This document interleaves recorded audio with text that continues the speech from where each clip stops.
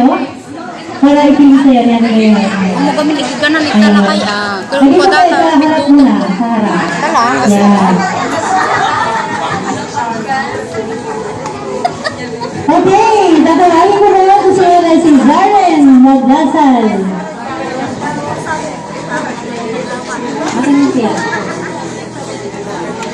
Okay po. Kailangan na pong kumain ng pulburo.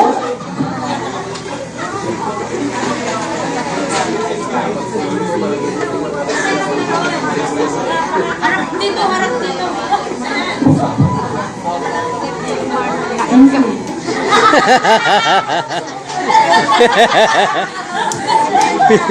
Sorry, Ate Zaren.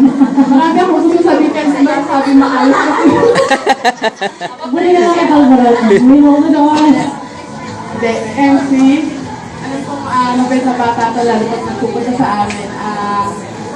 Nakita ko kung paano niya i-guide si Miko habang wala si mama at si papa niya. So, wish ko lang na ngayon isinusot ka na. Be more, hindi ba pa? Be more responsible, lalo na sa paggawa ng mga decisions.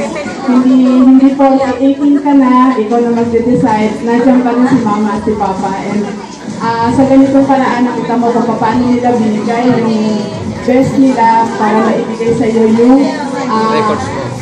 birthday na para sa